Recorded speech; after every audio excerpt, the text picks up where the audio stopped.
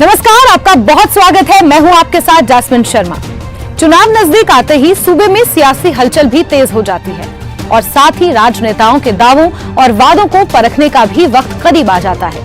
इसी की पड़ताल करने के लिए हम लेकर आए हैं हमारी ये खास पेशकश, सांसद का एक्स-रे। हिमाचल की जनता के बीच राजा साहब के नाम से मशहूर स्वर्गीय वीरभद्र सिंह वो नाम है जिसके बिना हिमाचल की राजनीति का जिक्र अधूरा सा लगता है। हिमाचल की जनता के दिलों पर कई दशकों तक राज करने वाले वीरभद्र सिंह ने 87 साल की उम्र में अंतिम सांस ली और तभी से दिवंगत नेता वीरभद्र सिंह की राजनीतिक विरासत का जिम्मा संभालने वाली रानी साहिबा के नाम से जानी जाने वाली हिमाचल कांग्रेस की प्रदेश अध्यक्ष यानी आज बात हो रही है मंडी की सांसद प्रतिभा सिंह की।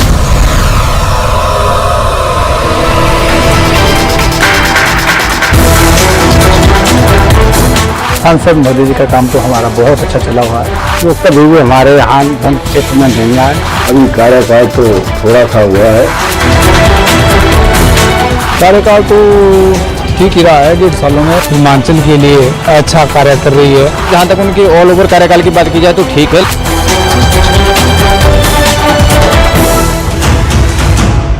मंडी से सांसद प्रतिभा सिंह के राजनीतिक सफर पर सबसे पहले एक नजर। प्रतिभा सिंह का जन्म 16 जून 1956 को हुआ। प्रतिभा सिंह 1998 में सक्रिय राजनीति में आई। 1998 में ही पहला चुनाव मंडी संसदीय क्षेत्र से लड़ा। अपने समधी और भाजपा के महेश्वर सिंह से पराजित हुई। करीब 1.25 लाख मतों से ये चुनाव हार गई। 2004 के लोकसभा चुनाव में दूसरी बार अपनी किस्मत आजमाई। इस बार उन्होंने अपने समधी महेश्वर सिंह से 1998 की हार का बदला ले लिया। 2004 में वो मंडी से पहली बार लोकसभा सदस्य निर्वाचित हुई। उन्होंने महेश्वर सिंह को लगभग 66,566 वोटों से हरा दिया। 2012 में प्रदेश का मुख्यमंत्री बनने के बाद वीरभद्र सिंह ने लोकसभा से त्यागपत्र दे दिया। 2013 में उपचुनाव हुआ तो प्रतिभा दूसरी बार सांसद बनी।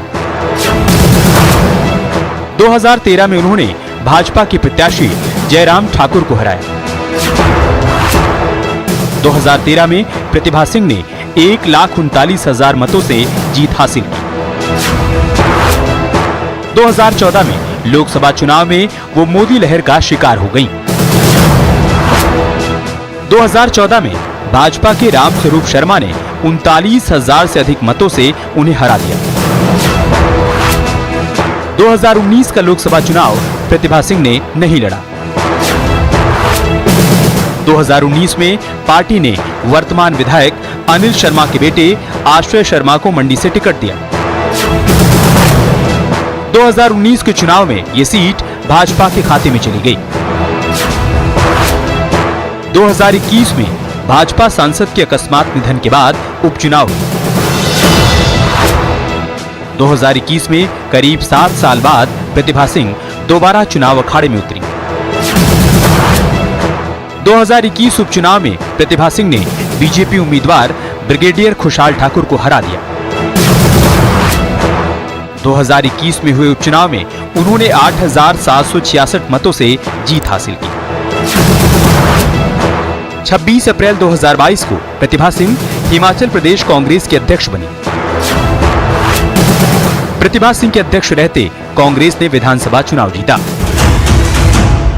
देवभूमि छोटी काशी के नाम से प्रसिद्ध मंडी संसदीय क्षेत्र अपनी देव संस्कृति और खान पान के लिए प्रसिद्ध है, लेकिन इसके साथ ही प्रसिद्ध है अपनी राजनीति के लिए भी। आइए एक नजर डालते हैं मंडी संसदीय क्षेत्र पर। मंडी संसदीय क्षेत्र हिमाचल के 4 लोकसभा क्षेत्रों में से एक है।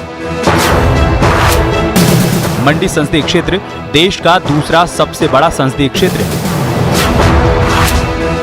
मंडी संसदीय क्षेत्र करीब 34,000 वर्ग किलोमीटर में फैला है। प्रदेश का 64% भूभाग इसी क्षेत्र का हिस्सा है।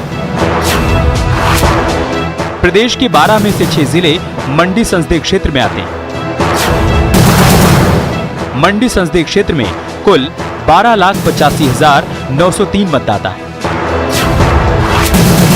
कुल 6,38,499 महिला मतदाता हैं। कुल 6,47,399 पुरुष मतदाता। शीत मरुस्थल यानी जनजातीय जिला लाहौल स्पीति इसी संसदीय क्षेत्र का हिस्सा है। इसकी सीमा चीन के कब्जे वाले तिब्बत और लेह लद्दाख से लगती है। प्रदेश के 3 बड़े जनजातीय क्षेत्र भी इसी में आते हैं। 5 बड़ी नदियां व्यास, सतलुज, चंद्रभागा, चिनाब और उहल इसी क्षेत्र में बहती है। 80% बिजली प्रोजेक्ट इसी क्षेत्र में बने। एशिया की सबसे बड़ी पार्वती परियोजना मंडी क्षेत्र में है। नाथपा झाकड़ी ब्यास सतलुज लिंक प्रोजेक्ट भी इसी क्षेत्र में है। एशिया का सबसे ऊंचा मतदान केंद्र टशीगंग भी इसी क्षेत्र में है। नेहरू मंत्रिमंडल इतिहास में दर्ज है यहां की पहली सांसद का नाम। रानी अमृत कौर प्रथम प्रधानमंत्री जवाहरलाल नेहरू के मंत्रिमंडल में स्वास्थ्य राज्य मंत्री थी। 2021 में हुए उपचुनावों में प्रतिभा सिंह ने अपने प्रतिद्वंदी भाजपा से ब्रिगेडियर खुशहाल ठाकुर को 8,766 मतों से शिकस्त दी। राजनीतिक गलियारों में ये चर्चा भी थी कि स्वर्गीय वीरभद्र सिंह के निधन के बाद प्रतिभा सिंह को सहानुभूति के आधार पर उपचुनावों में जीत हासिल हुई थी।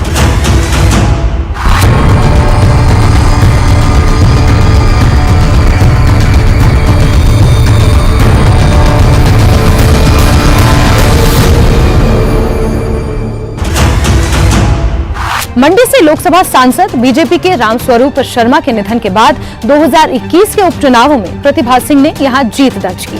तब से लेकर अब तक कांग्रेस की महिला सांसद जनता की कसौटी पर खरी उतर पाई हैं या नहीं, आइए आपको दिखाते हैं। श्रीमती प्रतिभा सिंह जी, रानी साहिबा जी, वो आज तक हिमाचल के लिए जो है अच्छा कार्य कर रही है। जिला मंडी के लिए हमारी उनसे एक गुजारिश रहेगी कि जो हमारा रेल ट्रैक है मंडी और मनाली तक पहुंचना चाहिए। साथ ही रोजगार के लिए हम सांसद जी से यही आह्वान करते हैं कि वो केंद्र में आवाज़ उठाए। आजकल बरसात के मौसम में जो है मंडी और कुल्लू का जो रोड टूटे हुए हैं उनके लिए जो है केंद्र से पैसों का आग्रह करे और उन रोडों को दुरुस्त करे। साथ ही एक विशेष निवेदन करना चाहेंगे कि जो मंडी और पंडोह के बीच में 4 लेन का कार्य चला हुआ है उस 4 लेन को जो है बाई टनल किया जाए। अभी इस बाढ़ में इतना नुकसान हुआ तो भी कोई भी सांसद ने कभी भी यहाँ आके देखा नहीं हालात। और हमारा पंडोह से लालपुर जागो रह गया, उसके बहने से हमारे पूरे इलाके की पंडोह से कट ऑफ हो गए। और उसके लिए एक छोटा सा पुल झूला लगा रहे हैं। वो झूले का मुझे तो नहीं समझ आ रही है कि यहाँ कैसे चलेगा, क्या होगा। हम चाहते हैं कि जल्दी से जल्दी जो है यहाँ पुल लगना चाहिए। जैसा कि आपको भी पता है कि युवाओं के लिए आज रोजगार एक बहुत बड़ा मुद्दा बन गया है। तो जैसे हमारा जो क्षेत्र है ये मंडी जिला है, इसके अंदर हम थोड़ा सा अपने सांसद महोदय से, माननीय सांसद जी से ये निवेदन मैं करना चाहूँगा आपके चैनल के माध्यम से कि थोड़ा रोजगार के लिए, युवाओं के लिए स्वरोजगार या वो औद्योगिक दृष्टि से हो, इस तरह की कुछ व्यापारिक सुविधाएं शहर में तैयार की जाए कि जिससे युवा रोजगार से जुड़ सके। बाकी तो उनका कार्यकाल मेरे हिसाब से अभी तक ठीक है, क्योंकि केंद्र में सरकार दूसरी पार्टी की है तो वो दूसरे दल से चुन के, कांग्रेस से चुन के गए हुए हैं। तो उसी दृष्टिकोण से अगर मैं देखूं तो पूरा अगर ऑल ओवर देखा जाए तो हमारे सांसद का कार्यकाल बहुत अच्छा है। जो पिछले सरकार ने हमारे को एक कॉलेज और पुलिस चौकी दी थी पंडोह को, जो इस सरकार ने नोटिफाई कर दी है, तो मैं इस सांसद महोदय से और सरकार से चाहता हूँ कृपया इसकी इस पंडोह को बहुत ज़रूरत है थाने की और पंडोह डिग्री कॉलेज की। तो सांसद महोदय से आग्रह है कि सरकार को बोल के इस चीज़ को दोबारा खोला जाए। कार्यकाल तो ठीक ही रहा है 1.5 सालों में, लेकिन हम चाहते हैं कि जैसे बेरोजगारी के बारे में और मतलब युवा जो वर्ग है हमारा आज बेरोजगार होता जा रहा है, तो मतलब केंद्र से मिलके थोड़ी बेरोजगारी के बारे में, इन मुद्दों के बारे में बातचीत की जाए। और हिमाचल में हमारे जैसे मंडी में चाहे कोई भी डिस्ट्रिक्ट है हिमाचल की, तो उसमें मतलब फैक्ट्रियाँ वगैरह लगनी चाहिए। जैसे मजदूर वगैरह बहुत है, हमने देखते हैं जैसे ऐसे घूमे रहते हैं बेचारे, उनको जैसे कारोबार या मतलब उनको दिहाड़ी वहाँ पे काम मिलना चाहिए। और आगे भी जैसे बेरोजगारी बढ़ती जा रही है तो उसके बारे में केंद्र सरकार के साथ मिलके थोड़ी समीक्षा करनी चाहिए। सांसद मोदी जी का काम तो हमारा बहुत अच्छा चला हुआ है, सराहनीय काम चले हुए हैं पूरे हमारे क्षेत्र में। हमारा थोड़ा सा सरकार से हमारी थोड़ी सी गुजारिश है कि ये जो 4 लेन का काम मंडी बंदो चला हुआ है, इसके थोड़ा सा ध्यान दिया जाए, क्योंकि यहाँ पर कुछ 1.6 मील के पास बहुत ही खतरनाक बने हुए हैं। हमारी गुजारिश है कि वहाँ कभी भी कोई बड़ी अनहोनी ना हो, इसके लिए प्रशासन को चाहे सरकार अपने आप जैसे भी हो कुछ सही ढंग से इनको समझाया जाए, काम किया जाए। आज का जो जितना पढ़ा लिखा युवा है वो बेरोजगार घूम रहा है इधर उधर। हम चाहते हैं कि सांसद जो हमारे यहाँ से चुना गया सांसद केंद्र सरकार में गया हुआ है, केंद्र सरकार से आग्रह करे कि युवाओं को कुछ ना कुछ रोजगार मिले, और न कब से प्रदेश में कोई भी वैकेंसी नहीं निकले, कोई पोस्ट नहीं निकल रही है। यदि सरकारी जॉब नहीं मिल सकती तो कम से कम कोई इंडस्ट्री लगा के बेरोजगार युवाओं को रोजगार दिया जाए। वर्षों से सुना जा रहा है कि भाई रेलवे लाइन आएगी, मंडी से लेक हो जाएगी कीर्तपुर से, तो बिलासपुर तक तो है इनकी सरकार की परियोजना, और उसके आगे अभी तक कोई पता नहीं है भी बनेगी कि नहीं बनेगी। लोग बहुत आशाएं रानी साहबा से लगाए बैठे हैं, तो हम चाहते हैं कि भाई रानी साहबा इस मामले में संसद में उठाएं और रेलवे का कार्य जो है आगे पंडोह से होते हुए मनाली तक किया जाए। जहाँ तक मंडी सदर का जो सवाल है, हमने उनसे मांग करी है कि थाना पलाना प्रोजेक्ट, इलेक्ट्रिक हाइड्रो प्रोजेक्ट की आवाज़ वो दिल्ली में उठाएं, और उसके लिए वो प्रयासरत भी हैं। और यहाँ पर जो अभी हाल ही में जो बाढ़ से भी जो यहाँ पर क्षति हुई है, जहाँ तक मंडी पार्लियामेंट्री क्षेत्र में कुल्लू और मंडी में, तो वहाँ का भी उन्होंने विस्तृत दौरा किया है। और हर संभव प्रयास जो है मुख्यमंत्री के साथ और प्रदेश सरकार के साथ मिलकर के केंद्र सरकार से ये कर रही है कि ज़्यादा से ज़्यादा बाढ़ से जो नुकसान हुआ है, सड़कें टूटी हैं, जो सभी विभागों का, बिजली विभाग का और जल शक्ति विभाग का जो यहाँ पर नुकसान हुआ है, उसके लिए भी सांसद जो है भरपूर कोशिश कर रही है। और यहाँ वक्त हो चला है एक छोटे से ब्रेक का।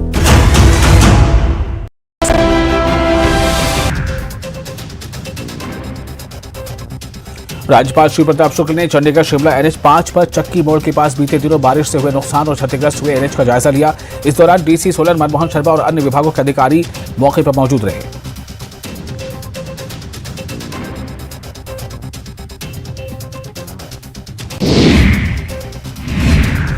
वहीं बीजेपी विधायक पर कैबिनेट मंत्री अनिरुद्ध सिंह ने विवादित बयान दिया है और कहा है कि बलवीर वर्मा को एहसान मानना चाहिए। ब्रेक के बाद एक बार फिर से आपका स्वागत है।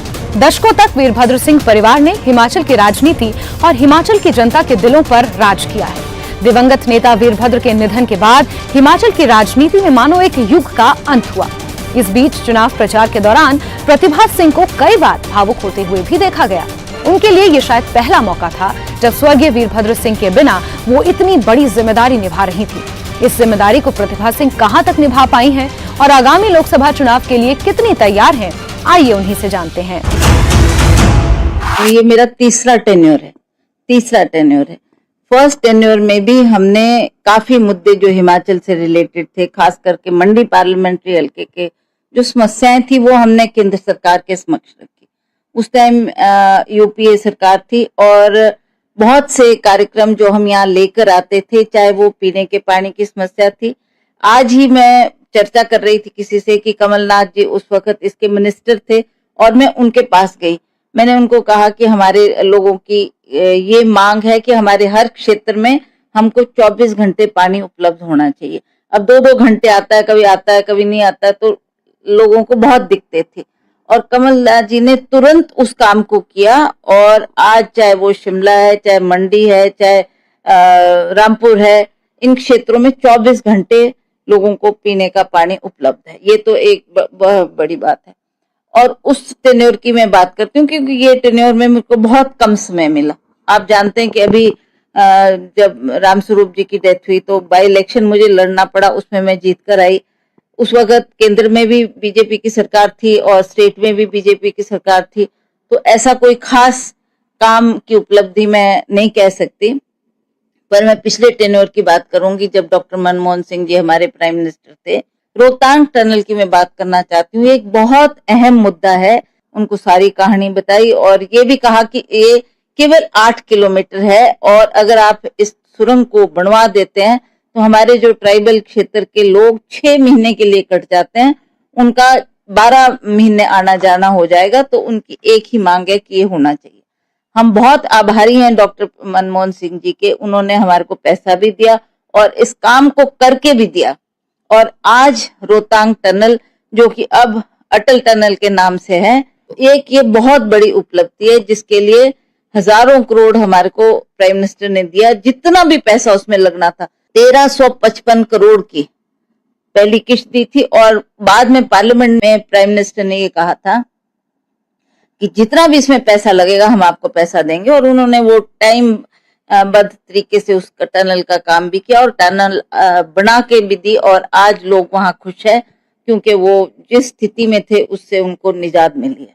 दूसरी बात, रेलवे की बात मैं कहना चाहूंगी कि ये एक बहुत अहम मुद्दा था। मेरे को याद है जब मैं पहला चुनाव लड़ रही थी तो लोगों ने भी मुझे कहा कि मैडम ये रेल का इशू आपने जरूर उठाना। मैंने इसको पार्लियामेंट में भी उठाया। उस वक्त हमारे रेल के मंत्री लालू प्रसाद जी थे और उनके समक्ष भी मैंने ये रखा कि ये भानुपल्ली रेल लाइन, इसको आप महत्व दें, ये बढ़नी चाहिए हमारे क्षेत्र में। और बहुत लंबे अरसे स्वर्गीय वीरभद्र सिंह जी ने भी बहुत प्रयास किए थे इस रेलवे लाइन के लिए, यही भानुपल्ली रेलवे लाइन। और उस वक्त सर्वे में बहुत टाइम लग गया और इसके लिए जो भूमि चाहिए थी वो भूमि नहीं उपलब्ध हो रही थी। तो अब जब तीसरे टेन्योर में जीत के आई हूं तो मैंने रेलवे में अपना नाम दर्ज करवाया उस कमेटी में, ताकि मैं इस इशू को उठा सकूं और इसकी जानकारी हासिल कर सकूं कि क्या क्या काम हुए और क्या होने। हमें खुशी है कि अभी रेलवे की जो मीटिंग हुई थी एमपी को लेकर, उसमें मैंने ये प्रश्न उठाया था कि भानुपल्ली रेल लाइन का कितना काम हुआ है और आप किस गति से ये काम चल रहा है। लोग चाहते हैं कि जल्दी से जल्दी रेल लाइन हमारे क्षेत्र में पहुंचे। मैं आपको ये भी बताना चाहती हूँ कि ये केवल लोगों के आवागमन के लिए नहीं है। हमारे पहाड़ी क्षेत्र है जहां पर लोग बागवान है, किसान है और वो अपना माल रेलवे से लाएंगे, ले जाएंगे मार्केट तक, उसके लिए उनको बहुत बड़ी सुविधा होगी। तो ये भी मैंने बार बार उनको कहा कि आप उस पॉइंट से देखते हैं कि हमारा इतना खर्चा होगा, हमारे को इसका रिटर्न नहीं मिल पाएगा। तो मैंने उनको कहा था विद फैक्ट्स एंड फिगर्स कि ये आने वाले समय में आपको बेनिफिशियल रहेगी। तो उन्होंने मुझे जानकारी दी कि मैडम हम इस पे काम कर रहे हैं, काम चला हुआ है और जल्दी से जल्दी हम इस कार्य को करके हिमाचल प्रदेश को ये रेल लाइन और ये आगे ले तक जानी है, ले तक, तो इस पे काम चला हुआ है और काम कर रहे हैं लोग। दूसरी बात मैं आपसे ये कहना चाहती थी कि हमारे क्षेत्र में बहुत सी समस्याएं हैं। उन समस्याओं को मैंने बार बार जो केंद्र से संबंधित है उनके बारे में भी यहाँ पर जिक्र किया। जैसा आपने कहा कि हमारा जो कुल्लू का एयरपोर्ट स्ट्रिप है वो बहुत छोटा है, उसको बढ़ाने की बात है। मेरे को याद है जब वीरभद्र सिंह जी ने भी इस इशू को उठाया था और वो भी चाहते थे कि ये स्ट्रिप बढ़ाया जाए ताकि बड़ा हवाई जहाज कुल्लू उतरे और लोग जो आना चाहते हैं, कुल्लू घूमना चाहते हैं, टूरिस्ट के लिए भी सुविधा हो और लोगों के लिए भी आने जाने का एक साधन बन जाए। तो उसमें ये दिक्कत है कि दरिया वहां पर है और वो दरिया के ऊपर बढ़ना है, दरिया के ऊपर बढ़ना है। हमने इसको कई बार टेकअप किया पर कुछ प्रॉब्लम्स है उसमें, कुछ इश्यूज है जिसको कैसे टैकल करना है वो अब केंद्र सरकार जाने। मुझे बहुत खुशी है कि यूपीए सरकार ने हमारे को जो भी समस्या हम हिमाचल प्रदेश की लेकर आते थे उस पर वो गौर करते थे। और आज मैं देख रही हूँ कि मिलना भी बहुत मुश्किल है, मिलना भी प्राइम मिनिस्टर को या होम मिनिस्टर को या बड़ी कठिन बात है, जबकि हम ऐसे वॉक इन कर लेते थे और हम नाम लिखा देते थे वहां सो एंड सो एमपी, तो प्राइम मिनिस्टर हमको तुरंत बुलाकर उस पर कार्रवाई करते थे। जैसा कि आपने कहा कि भुंतर जो हवाई अड्डा है उसका विस्तारीकरण वो कब तक हो जाएगा और उसको आप कब तक करने में सक्षम हो पाएंगे? देखिए ये तो मैंने आपको बता ही दिया है कि हमने इस इशू को टेकअप किया है। ये ऐसा तो नहीं है कि आज बोला और कल हो जाएगा, इसमें टाइम भी लगेगा, कुछ टेक्नोलॉजी भी है क्योंकि वहां दरिया है, उस दरिया को के ऊपर बढ़ना है। वो अब कैसे बढ़ना है बहुत सारी बातों का आई थिंक स्टडी किया जा रहा है और जैसे इसकी स्टडी होगी तो आई थिंक इसको प्रैक्टिकल रूप दिया जाएगा। पिछले टेन्योर में जो मैं बात कर रही हूँ यूपी की सरकार थी, उस वक्त हमने पूरे देश में 8 आईआईटी थी, 9वीं आईआईटी हमने हिमाचल प्रदेश को लाई, जो कि एक बहुत बड़ी उपलब्धि है, बहुत बड़ी उपलब्धि है। आज वो द्रंग के कमांद क्षेत्र में एक बहुत बड़ी आईआईटी खुली है जिससे बहुत सा लाभ वहां के लोगों को हुआ है, उनको रोजगार मिला है और उसी तरह से बच्चे जो वहां शिक्षा ग्रहण कर रहे हैं वो तो है ही है, नॉट ओनली हिमाचल प्रदेश के, बाहर से भी ऑल ओवर इंडिया और विदेश से भी बहुत से बच्चे आईआईटी में पढ़ने के लिए वहां आते हैं।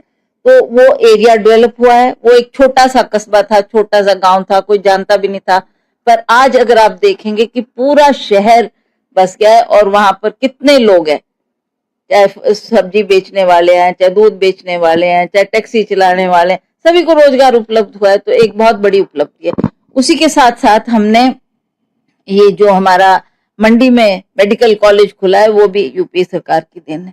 हमने बार बार ये इशू मैंने भी पार्लियामेंट में रेज किया कि जी हम चाहते हैं एक मेडिकल कॉलेज हमको हिमाचल में मिलना चाहिए। और मंडी एक ऐसा क्षेत्र है जो हमारे ट्राइबल एरियाज जैसे दूर दराज चंबा है, ये है, इन इलाकों के जो लोग आते हैं उनको शिमला पहुंचने में 24-24 घंटे लग जाते हैं। तो हमने ये डिमांड की थी कि अगर वो मंडी में आप खोल देंगे तो उससे वहां के लोगों को तो फायदा होगा, पर जो इधर उधर के इलाके हैं, टच करता इलाका, उसको भी बहुत आराम होगा। तो उन्होंने वो मेडिकल कॉलेज हमारे को नेर चौक में खोल के दिया, जिसका विधिवत रूप से हमारे केंद्रीय मंत्री उस वक्त यूपीए सरकार के, उन्होंने ही उसका उद्घाटन किया था। वीरभद्र जी का एक सपना था कि मंडी को कनेक्ट करना है रेलवे से और उसको लेकर कई लोग नाराज हैं कि ये काम अब तक नहीं हो पाया है। शुरू में जब Virbhadra Singh ji member of parliament ही थे, अभी तो एज चीफ मिनिस्टर भी नहीं आए थे, बिफोर 83 की बात कर रही हूँ, जब वो यहाँ थे तो यहाँ भी उन्होंने इस इशू को रेज किया और जितनी बार वो इसके बारे में चर्चा करते थे ये एक ही जवाब मिलता था कि जी सर्वे हो रहा है, सर्वे हो रहा है। वो सर्वे होकर ठंडे बस्ते में पड़ जाता था, उस पर ज्यादा आगे कार्रवाई नहीं हुई, काम नहीं हुआ। पर अब इसमें गति बढ़ी है और इसको लोग सीरियसली ले रहे हैं। विभाग के, रेलवे विभाग के मंत्री और जितने भी अधिकारी लोग हैं उनसे मैंने आपको बताया ना कि मैं रेलवे कमेटी की मेंबर भी हूँ, तो मैंने वहां भी ये इशू रेज किया था कि जब आप हमारी भानुपल्ली रेल लाइन का क्या हो रहा है। तो उन्होंने कहा इस पे हमने इतना पैसा दे दिया है, खर्च हो रहा है और हम इसको तेज गति से अब हमें इस रेलवे लाइन को ले तक पहुंचाना, तो उसको काम चला हुआ है। लोगों का कहना है कि मैडम का मंडी में आना जाना बहुत कम है और प्रवास भी मैडम रुकती भी बहुत कम है, इसे आप कैसे देखती हैं? और दूसरा सवाल कि आपका जो संसद निधि फंड है उसका आप कितना पैसा आप अपने संसदीय क्षेत्र में लगाएंगे? देखिए, एक तो मैं आपको ये बताना चाहती हूँ, अभी मेरे को टेन्योर बहुत कम मिला है ना, 1-1.5 साल का टाइम मिला है। उसमें जितनी भी सांसद निधि मुझे आई है 90% में उसको खर्च कर चुकी हूँ। 90% उसका बंटवारा हो चुका है। जहां जहां लोगों की डिमांड आई, जहां जहां लोगों ने उस पैसे को मांगा, वहां मैंने दिया गया। जहां तक प्रवास की बात है, मुझे नहीं पता, कोई चंद से लोग ऐसी बात करते होंगे पर ऐसा नहीं है। मेरा मंडी कितना प्रवास रहता है वो वहां की जनता जानती है। अगर दौरा भी करना है तो मैं मंडी में रुकती हूँ। आज नाचन का है, कल बल का है, परसों करसोग का है, सुंदरनगर का है, ऐसे करके दौरे भी करती हूँ, लोगों के बीच भी जाती हूँ और लोगों की बात भी सुनती हूँ और जो लोगों के दुख तकलीफ है उसका भी हम निवारण करते हैं। आप अपने संसदीय क्षेत्र में विजिट करने कब जा रही हैं और लोगों की समस्या सुनने कब जा रही हैं? क्योंकि आपको वादा करना होगा कि अब जब आप वापस आएंगी तो आपको वो काम पूरे करने हैं जो अधूरे रह गए हैं, वो आप इरादा लेके जाएंगी जनता के बीच में। देखिए, विकास एक ऐसी प्रक्रिया है जिसका अंत नहीं है। आज जितना भी आप विकास करो कुछ ना कुछ होती है समस्या लोगों की, जो और हम हर बार उठाते हैं और हर बार ये प्रयास करते हैं कि हम इन कामों को पूरा करें। एक बात मैं आपको बोलना भूल गई थी कि हमने 4 मेडिकल कॉलेजेस भी, 4 मेडिकल कॉलेज जो दूर दराज के क्षेत्र में, चंबा में है, नाहन में, ऐसे क्षेत्रों में वो 4 मेडिकल कॉलेजेस भी उस वक्त हमारे हेल्थ मिनिस्टर गुलाम नबी आजाद जी थे, तो उनसे हमने डिमांड की थी और उन्होंने तुरंत हमको वो दिए। और वो IIT भी उस वक्त अर्जुन सिंह जी इसके मिनिस्टर थे और हमने उनसे डिमांड की कि जी आप हमको एक IIT दें, तो उन्होंने हमको IIT दी थी। 4 हेल्थ मिनिस्टर ने हमको 4 मेडिकल कॉलेजेस। आप सोच सकते हो कि हिमाचल जैसा छोटा प्रदेश और आज इतनी वहां पर विस्तार हुआ है, वो सारा कांग्रेस की सरकारों के द्वारा किया गया है। और अब जो आप पूछ रहे हैं कि आज की डेट में मैं बात करना चाहती हूँ, हिमाचल में बहुत बड़ी त्रासदी आई है। जो ये बाढ़ से नुकसान हुआ है उसका बहुत अंदाजा नहीं लगाया जा सकता कि कितना नुकसान हुआ है। आप जहां भी जाओ वहां ही त्राही है, वहीं लोग हाहाकार मचा रहे हैं, लोगों को इतनी मुश्किलात है। आज ही मैं सीतारमण जी हमारे जो फाइनेंस मिनिस्टर है, उन्होंने बात की, वो मुझे मिली और वो कह रही थी कि आपका सेब है, सेब अटका हुआ है, कैसे आएगा। मैंने कहा जी अब देख ही लो आप क्या। एंड शी टोल्ड मी कि जो भी हेल्प होगी you tell me, we will help you. तो ऐसी नहीं है, ऐसी त्रासदी में हमारे सेंटर के समक्ष भी जो हमने समस्याएं रखी है, हम गडकरी जी से मिले, उनको हमने नेशनल हाईवेज के बारे में जानकारी दी कि ऐसे ऐसे बहुत क्षतिग्रस्त हुए हैं और बहुत लोगों का नुकसान हो चुका है।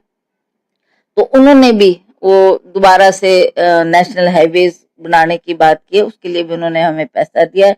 हम इनसे जो गिरिराज सिंह जी है इनसे भी मिले और इनको भी हमने कहा कि प्रधानमंत्री सड़क योजना की कुछ सड़कें रह गई है, उन सड़कों को बनाने के लिए भी हमें आप मदद करें ताकि हम उन सड़कों को उन गांव तक पहुंचा सके। तो उन्होंने भी हमको आश्वासन दिया कि अवश्य इस काम को किया जाएगा। हम उनके आभारी हैं कि उनका सहयोग मिलेगा तो हम लोगों के सपनों को पूरा कर पाएंगे। तो आज की हमारी इस खास पेशकश में बस इतना ही। जल्द हाजिर होंगे एक और सांसद की एक्स-रे रिपोर्ट के साथ। मुझे दीजिए इजाजत, नमस्कार।